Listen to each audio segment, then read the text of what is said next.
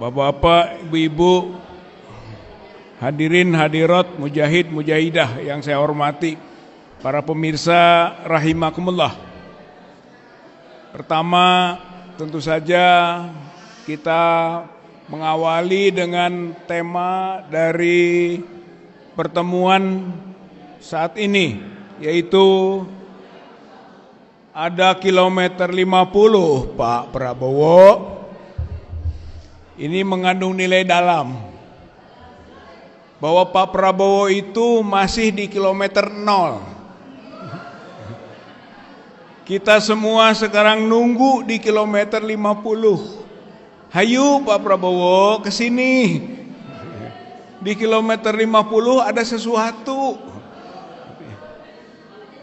Artinya Pak Prabowo itu punya hutang. Kita sedang mau nagih ini. Waktu peristiwa kilometer 50 terjadi tahun 2020, Pak Prabowo sebagai Menteri Pertahanan, presidennya Pak Jokowi, artinya berada dalam kabinet Jokowi. Tadi disebutkan secara fisik, secara langsung Pak Prabowo itu tidak terlibat.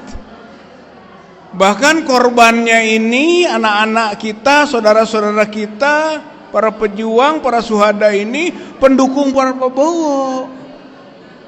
2019 itu kan Pilpres mendukung Pak Prabowo.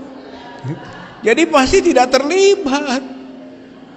Cuman masalahnya keterlibatan itu harus dimaknai luas.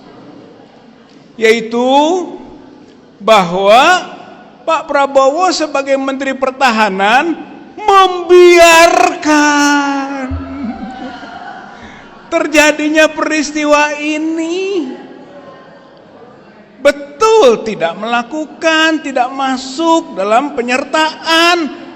Tapi sebagai menterinya Pak Jokowi, ya ikut harus bertanggung jawab. Karena itu pembiaran atas peristiwa pidana. Baiklah, itu dulu. Sekarang ditagih oleh kita. Hutang harus dibayar, Pak Prabowo.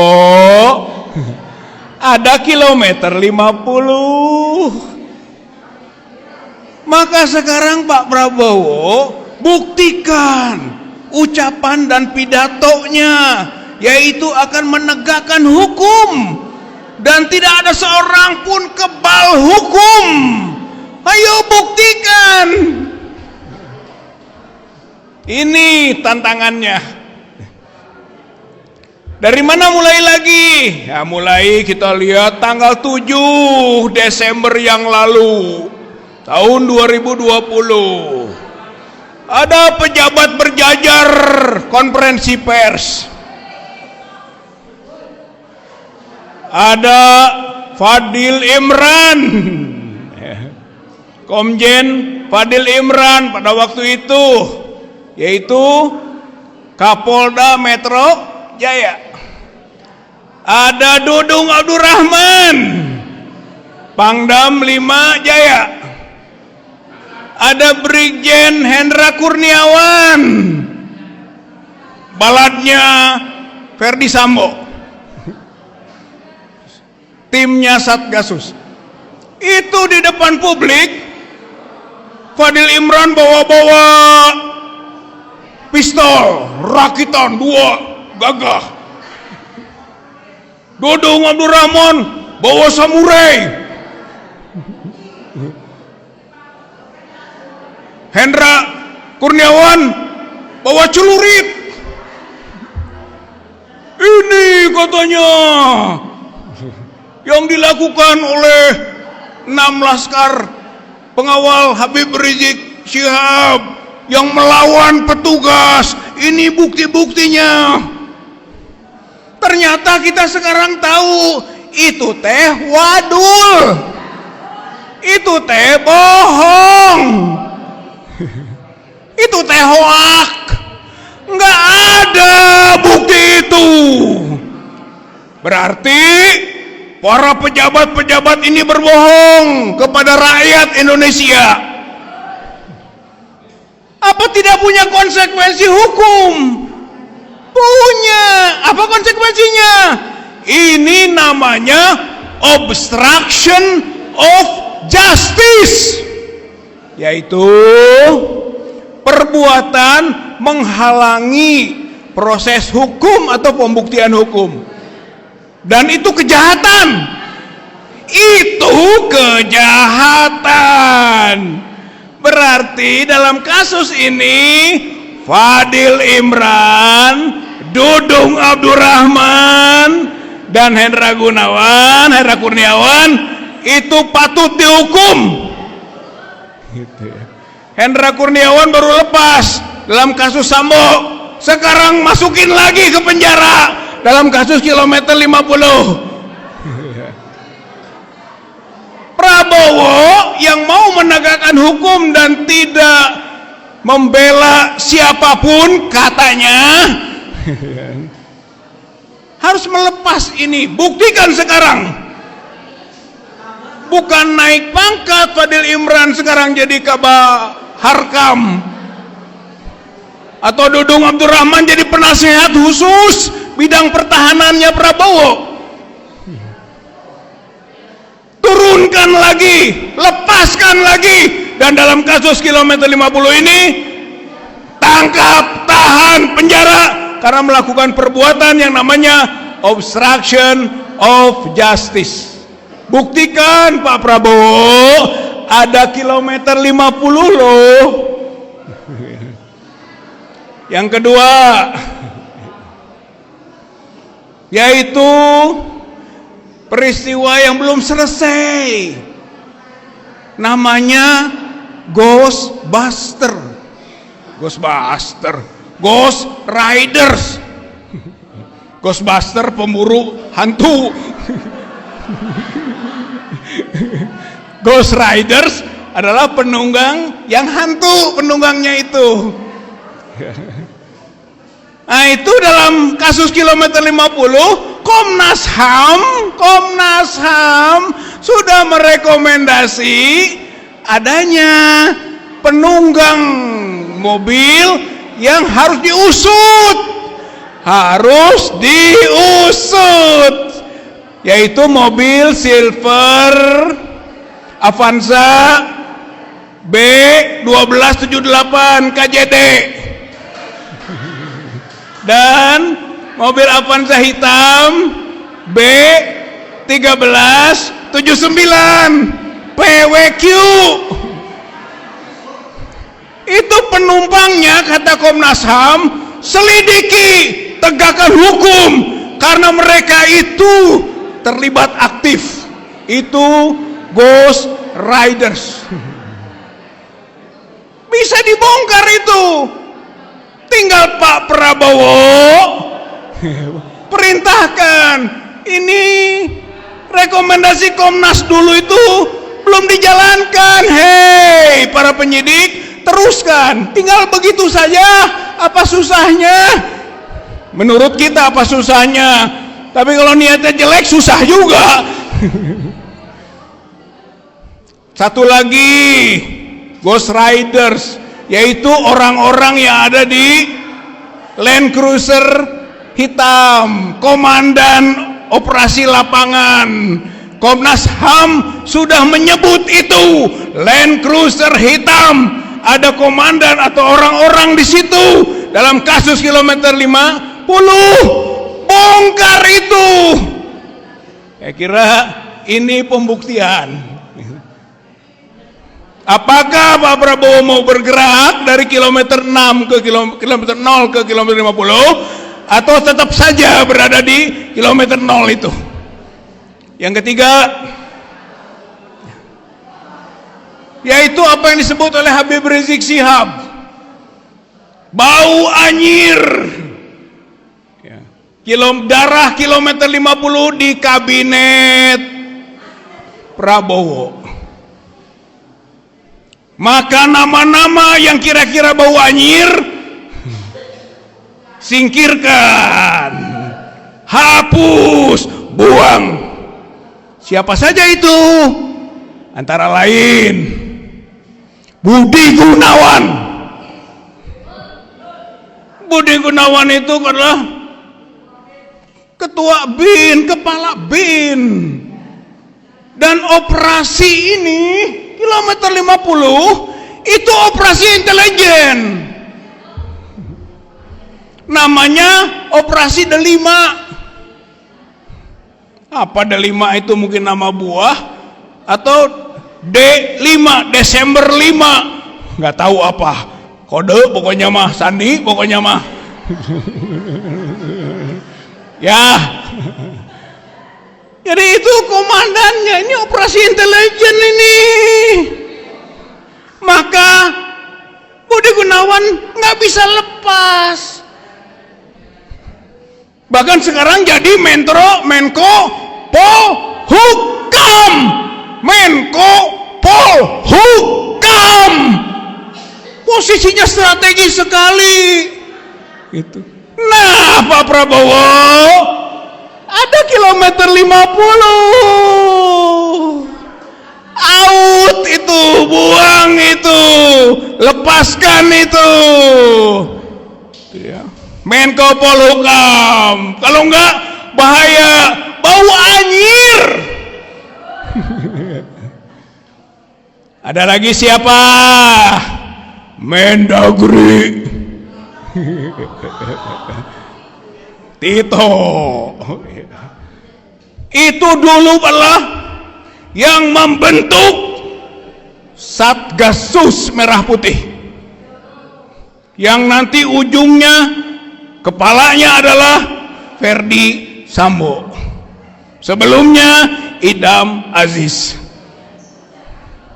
Artinya ini juga operasi intelijennya dilaksanakan sebagai operasi khusus, satuan tugas khusus yang namanya Satgasus. Dan Pak Tito ini bekas Kapolri. Waktu jadi Kapolri bikin buku.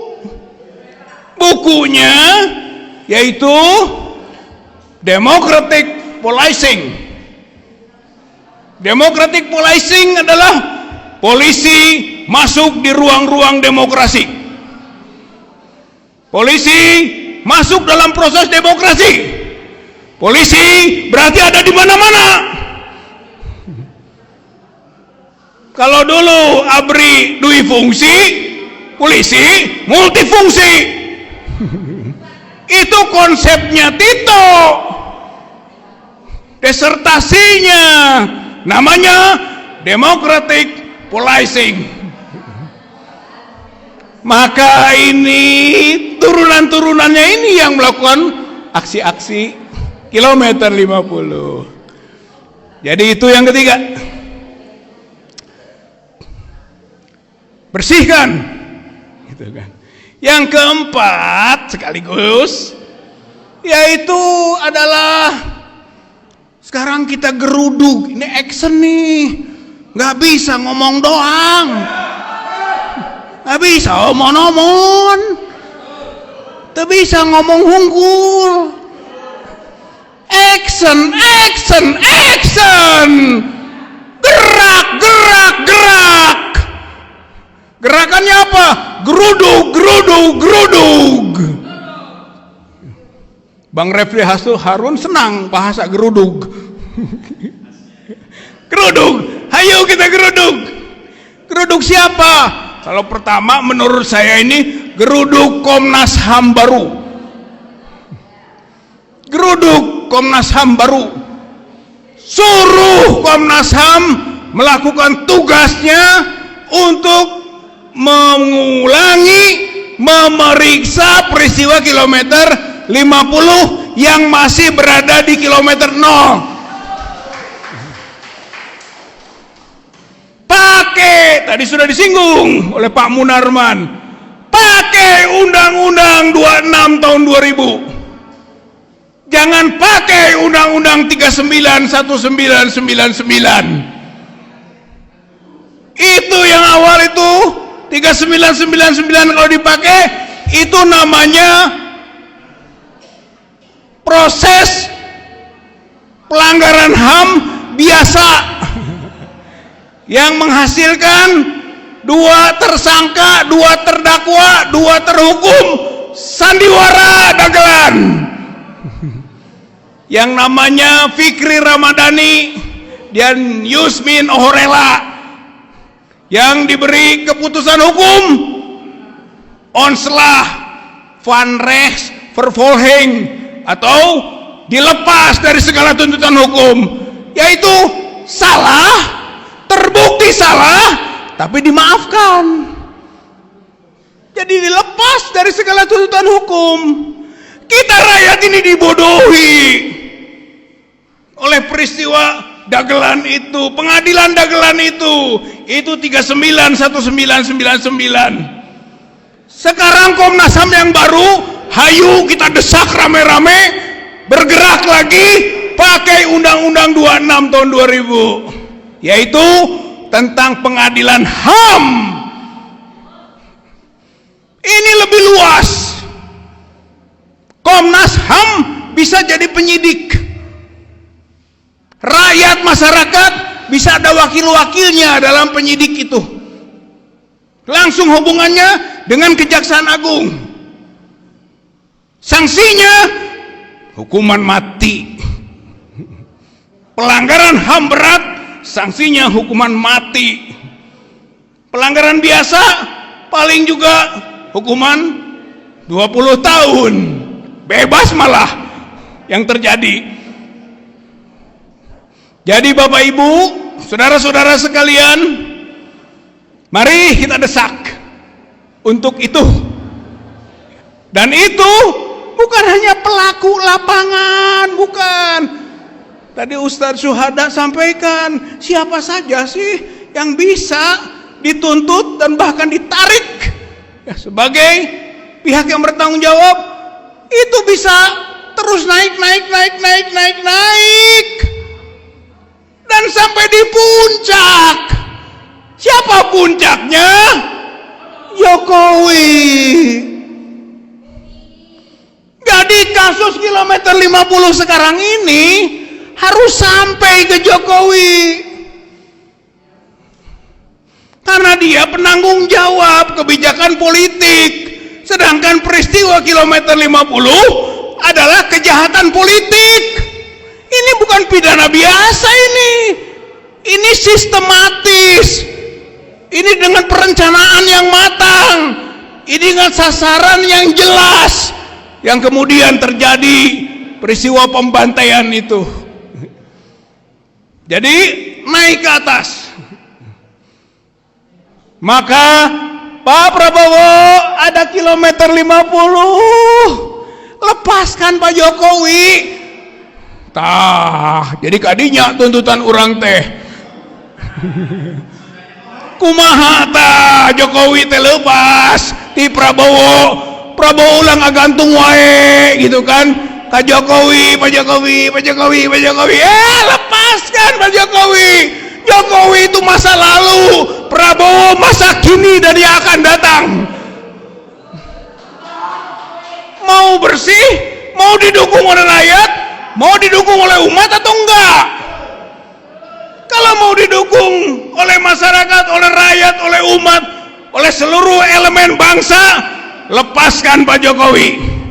Karena Pak Jokowi ada di kilometer 50. Pak Jokowi ada di kilometer 50. Wah, Pak Jokowi mah tidak ikut-ikutan nembak, apalagi menyiksa. Pak Jokowi itu penanggung jawab. Para Pak hadirin, Bapak Ibu Netanyahu, kenal Netanyahu? Baru dihukum oleh International Criminal Court. Hukumannya tangkap. Padahal Netanyahu nggak pernah menembak, nggak pernah nyiksa, nggak pernah membakar rumah. Dia mah di istana, jalan-jalan ke sana sini. Tapi perintah ICC, tangkap.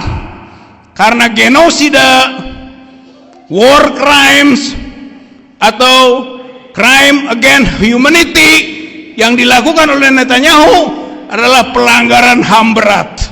Kena lu Netanyahu. Menhannya juga kena. Yoav Galan. Menhan kena. Dua tah yang dihukum oleh ICC. Maka sekarang juga Jokowi harus kena. Harus kena. Netanyahu saja kena, piraku Jokowi itu kena. Kena dong. Dia bertanggung jawab atas peristiwa kilometer 50. Hayo bergerak, siap? Siap bergerak? Kemana bergeraknya? Tak bingung. Ya, mulailah ke Komnas HAM yang baru itu. Mudah-mudahan Allah Subhanahu wa taala menolong kita. Mudah-mudahan Allah Subhanahu wa taala memudahkan jalan kita. Mudah-mudahan Allah Subhanahu wa taala menunjukkan yang salah itu salah, yang benar itu benar, dan kita berada di ruang pejuang kebenaran, dan mereka adalah para penjahat yang harus dihukum dengan hukum dunia. Kalau urusan akhirat sudah jelas tadi Ustadz Suhada sampaikan, insya Allah kalau mengikuti kriteria Al-Quranul Karim ujung-ujungnya jahanam bagi mereka. Tapi itu urusan akhirat. Tugas kita sekarang urusan dunia. Hukum dalam proses hukum dunia ini, penjarakan kalau perlu dengan hukuman maksimal, mati lu Jokowi karena kilometer 50. Mudah-mudahan Allah mudahkan perjuangan kita. Nasrul minallah wa fathun qarib wa basyiril mu'minin. Wassalamualaikum warahmatullahi wabarakatuh. Allahu Akbar. Ya teman-teman semua, itulah tadi pidato dari Pak Rizal Fadilah. Luar biasa ya penjelasan beliau, menjelaskan secara lengkap kejadian KM 50 dan orang-orang yang terlibat di dalam kasus ini, dan tentu saja nama-nama ya orang penting yang menjabat di rezim Jokowi saat itu, seperti yang kita dengar tadi bahwa KM 50 ini melibatkan satuan khusus dari kepolisian atau yang disebut Satgasus, yaitu Satgasus Merah Putih, dan rentetan nama-nama penting juga sudah disebut, mulai dari Pak Tito, Idam Aziz, terus juga Fadil Imron, bahkan sampai Ferdi Sambo. Beberapa nama-nama tadi itu benar-benar disebut oleh Pak Rizal Fadilah ya. Dan yang bikin ngeri kasus ini itu disebutkan oleh Pak Rizal Fadilah bahwa kasus KM 50 itu melibatkan BIN, dan ketua BIN pada rezim Jokowi saat kejadian KM 50 itu adalah Bapak Budi Gunawan, yang saat ini di pemerintahan Pak Prabowo itu Pak Budi Gunawan ini menjabat sebagai Menko Polhukam. Maka jangan salahkan jika Habib Rizik Syihab menyebutkan bahwa kabinet Pak Prabowo saat ini masih bau anyir darah KM 50. Dan karena banyak orang-orang yang diduga keras terlibat kasus KM 50 justru mendapatkan kursi di pemerintahan Pak Prabowo saat ini ya. Semoga saja pemerintahan sekarang tidak banyak-banyak ya memberikan kursi kepada orang yang bermasalah.